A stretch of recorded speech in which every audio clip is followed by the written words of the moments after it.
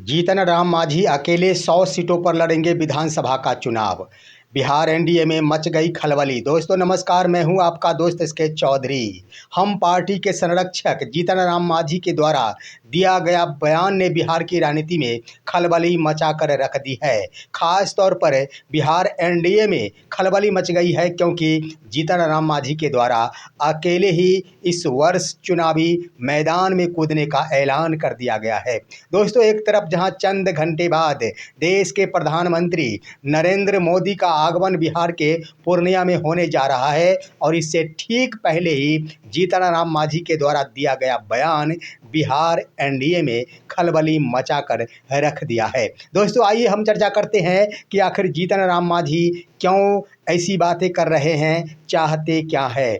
इस पर विस्तार पूर्वक चर्चा करने से पहले मैं आपसे गुजारिश करना चाहूँगा, अगर आपने अभी तक हमारे इस चैनल शौर्या हिंदी न्यूज़ को सब्सक्राइब नहीं किए हैं तो कृपया अभी सब्सक्राइब कर लेंगे।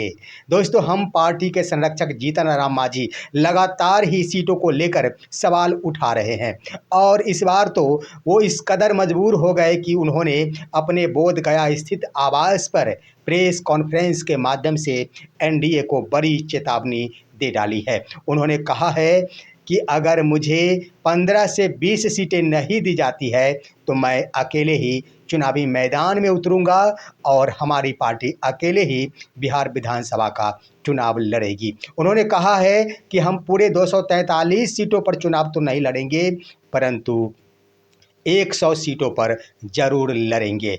हम आपको बता देना चाहेंगे कि पहले कम से कम 20 सीटों की डिमांड किया करते थे जीतन राम मांझी। इससे पहले वो 40 सीटों की बातें किया करते थे, उसके बाद नीचे घटकर वो 20 सीटों पर आ गए थे।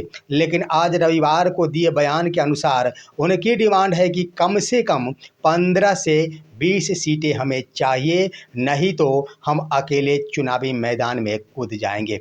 अब दोस्तों आइए आखिर क्यों ऐसी बातें करते हैं, क्या बीजेपी और जदयू के ऊपर वो दबाव बना रहे हैं या फिर चिराग पासवान के ऊपर ही दबाव बना रहे हैं। दोस्तों उन्होंने इसका कारण भी बताया है। उन्होंने कहा कि ऐसी बात नहीं कि मैं अपनी मनमर्जी के मुताबिक 15 से 20 सीटों की डिमांड कर रहा हूं। उन्होंने कहा कि हमें अपनी पार्टी को मान्यता दिलानी है हर हाल में इस वर्ष 2025 में। यानी वो कहते हैं कि वर्ष 2025 में हमारी पार्टी को मान्यता प्राप्त दल घोषित किया जाना चाहिए निर्वाचन आयोग की ओर से। इसमें कहीं से कोई दो राय नहीं है, मैं इस पर समझौता नहीं करूंगा। उन्होंने आगे ये भी कहा है कि मान्यता प्राप्त दल होने के लिए कम से कम 8 विधानसभा सीट हमें जीतनी पड़ेगी।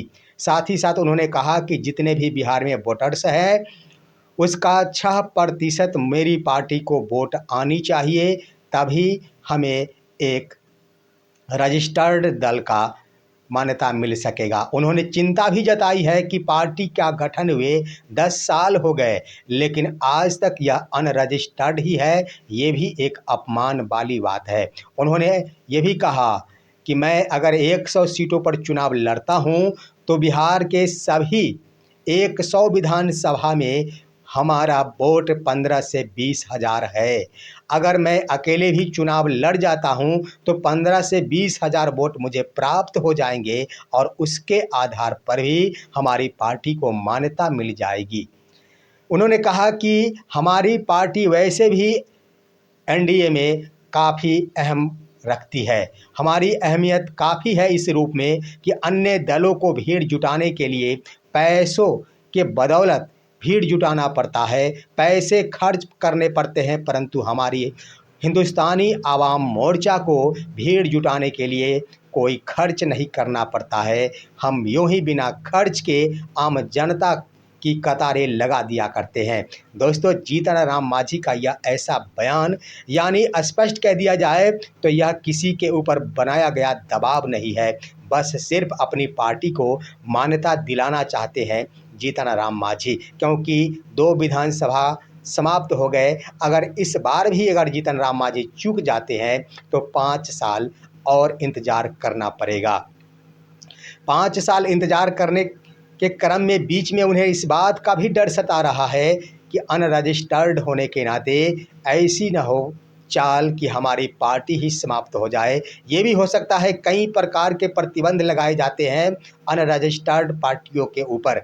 सबसे पहले तो उनके चुनाव चिन्ह बदल दिए जाते हैं, यह निर्वाचन आयोग के ऊपर निर्भर करता है। उसके बाद प्रतिबंध भी लगाया जाता है, यहाँ तक कि ऐसा भी वक्त आता है जब मापदंडों पर पार्टियां खड़े नहीं उतरती है तो उस पर चुनाव लड़ने से भी बैन लगाया दिया जाता है।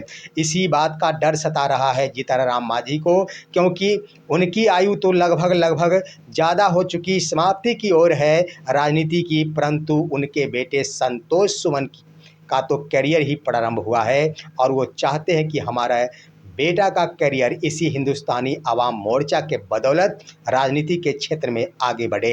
इसी कारण वो मन बना चुके हैं कि इस बार मुझे 15 से 20 विधानसभा सीटें चाहिए। उन्होंने कहा कि अगर 15 सीट भी मिलती है तो हम पूरी तरह जोर लगाकर 8 सीटें जीतने की पूरी कोशिश करेंगे और जीत भी लेंगे। साथ ही उन्होंने कहा कि बाद बाकी 6 सीट प्रतिशत वोट तो हमें निश्चित रूप से प्राप्त हो जाएंगे। तो दोस्तों, इस तरह से कह दिया जाए तो एनडीए में खलबली मच गई है। अब यहाँ पर नुकसान किसे होगा, जरा सोचने वाली बात है। क्या अगर उनकी मंशा पूरी नहीं होती तो क्या एनडीए छोड़ देंगे? उन्होंने स्पष्ट कह दिया कि अकेले चुनाव लड़ेंगे। ये भी हो सकता है कि किसी गठबंधन में वो शामिल हो जाएंगे, क्योंकि उधर राहुल गांधी अलग ही राग अलाप रहे हैं तो तेजस्वी प्रसाद यादव अलग ही राग अलाप रहे हैं। तो उधर अब अकेले चुनाव लड़ने की बातें कह दी जाए तो चिराग पासवान के जीजा अरुण भारती भी कहते हैं कि इस बार चिराग पासवान बिहार के सीएम फेस होंगे। इसका भी सीधा सीधा अर्थ होता है कि अगर उनकी मंशा पूरी नहीं होती है तो चिराग पासवान सीएम फेस होंगे, एनडीए से हटकर चुनाव लड़ेंगे। ऐसे में एक तरफ जहां देख लिया जाए तो इस बार गठबंधन के घटक दलों की ओर से गठबंधन शीर्ष के दलों के साथ दबाव भरी राजनीति की जा रही है, लेकिन आप महागठबंधन में देखेंगे तो यहाँ पर कांग्रेस एक राष्ट्रीय पार्टी होकर आरजेडी के ऊपर दबाव बना रही है, तो उधर आरजेडी भी अकेले चुनाव लड़ने का यह ऐलान मुजफ्फरपुर के कांटी में तेजस्वी प्रसाद यादव के द्वारा कर दी है। अब ऐसे में सवाल उठता है कि जहां जीतनराम मांझी अगर 15 सीटें प्राप्त कर लेते हैं तो निश्चित रूप से चिराग पासवान के लिए मुश्किलें खड़ी हो जाएगी। चिराग पासवान एनडीए से निकलने पर